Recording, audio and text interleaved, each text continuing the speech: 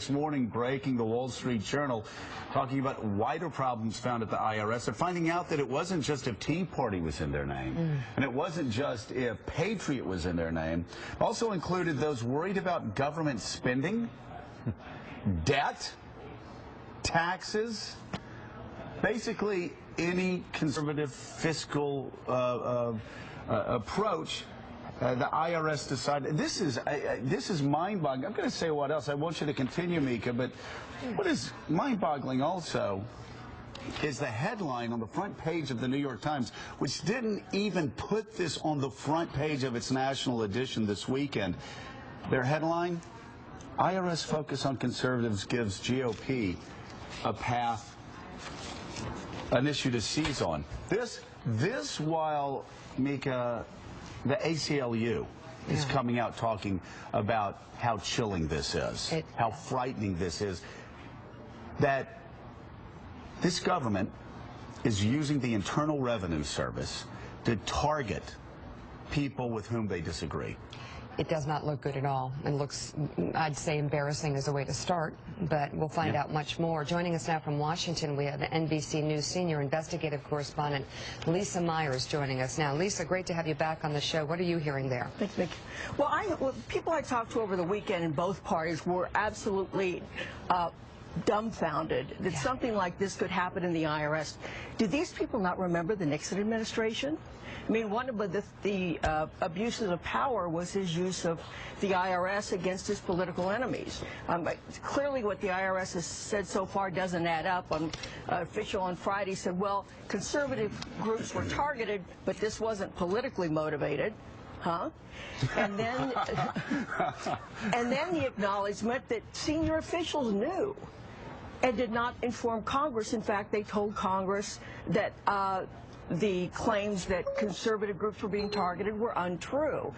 Lisa, can I stop you right there? And just on that point, Mika, read this timeline, if you will. Okay. And then have Lisa move on that, because she was just about talking about what the IRS said. All right, here's the timeline of the IRS's position on the issue. According to reports obtained by the Associated Press, the findings seem to contradict public statements made by the agency's commissioner. In March of 2012, IRS Commissioner Douglas Shulman testified that there was, quote, absolutely no targeting, adding that the investigations were, quote, the kind of back and forth that happens to people. So a year ago, absolutely no targeting. On Saturday, the IRS put out a statement reading, quote, senior leadership was not aware of this level of specific details at the time of the March 2012 hearing. Okay, so they were saying it was just low-level employees in Ohio. That was on Friday. It goes on to say, quote, senior leadership did not have this level of detail, but the Associated Press reports that back in June of 2011, the official who heads the IRS division that oversees tax-exempt organizations learned at a meeting that groups were being targeted. And just 2 months later, in August of 2011, staffers in the IRS's Rulings and Agreements Office, quote, held a meeting with chief counsel so that everyone would have the latest information on the issue. Lisa Myers, people sort of try to clean things up, and they'll say, well, you know, they misspoke or there were falsehoods. These are just out-and-out lies. I mean, people in Middle America would just call these out-and-out lies. The IRS has been lying, and I'm kind of shocked. Even Mother Jones, a very progressive site, was shocked this weekend and said, seriously? The IRS knew this was coming and they still were misleading people on Friday?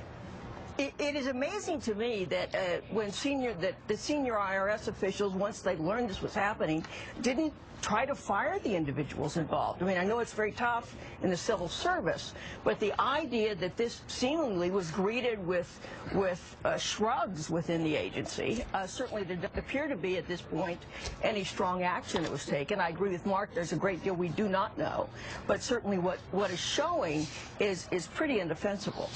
Lisa, it's Willie. When we mention people like Richard Nixon, the implication is that this IRS scandal is tied back to the White House and driven by the White House.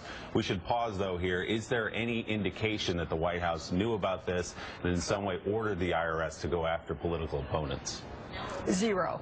There's absolutely nothing so far that takes this outside the IRS itself. Wow. All right. Let's, first of all, John Heilman, of course, it's in the administration. Joe Klein this weekend, of course, wrote something talking about, again, Nixonian. We keep hearing Nixonian coming up. Of course, there'll have to be a lot more to connect it. But at the very least, President Obama, do you agree with the Washington Post? Should have come out on Friday forcefully along with Jack Lew condemning this action. Should he do it today? Should people be fired? What should happen? Well, I think as more, it doesn't bother me so much that he didn't come out on Friday. Again, there's been a lot of advance in terms of the facts just in the last 48 hours. So for the president to want to wait to get the full facts before he makes a statement is reasonable to me. But look, the integrity of the IRS is absolutely essential. We all understand why that is. Not just at the theoretical level that it's an independent agency, but it's the IRS. It is one that can induce extraordinary levels of professional, personal torment upon people as groups, as individuals. And so if we don't have utter faith in the apolitical nature of the IRS, we have a huge problem. It's at the core of a lot of people's lives. It is the core of people's lives. Also, when you talk about speech and protected speech, the thing you learn in law school very early on is all speech, for the most part, can be, the government can step in and they can figure out how to regulate speech. But when it comes to political speech,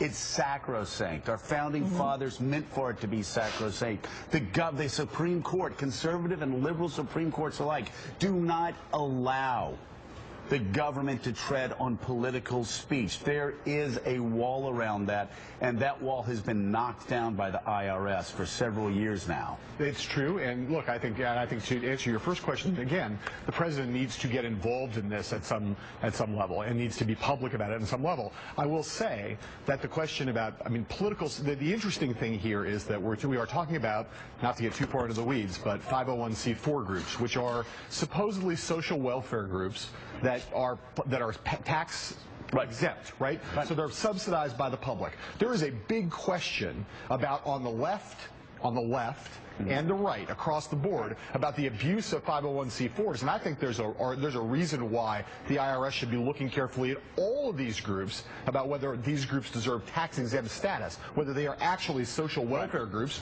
or whether they're effectively political action committees. That's independent of this issue. Let's see the evidence that they did this to. I agree. I'm just saying there's a big issue around the abuse of 501c4 status. To have an IRS that's aggressively investigating both sides is fine, and not an abrogation of political speech. To have it focusing only on one side is not fine, and the president needs to say that is an abrogation. One other point to make, there's been many overblown claims of tyranny and abuse of power from the government over the last few years. We've heard those when it comes to we're coming for your guns, that kind of thing. This is tyranny. This is. If this is the government, a nonpartisan agency coming after specific groups, this time it's real. That's tyranny. I'll just be honest with you, I can't imagine much, Mark Alpern, worse than this. The Internal Revenue Service, the tax man, who, after all, we patriots, our forefathers and foremothers, did break away from the British government based on taxes, on a tax revolt. For the IRS to go after people because of their political beliefs, I'd be saying the same thing, obviously, if it was happening on the left. I would be shocked.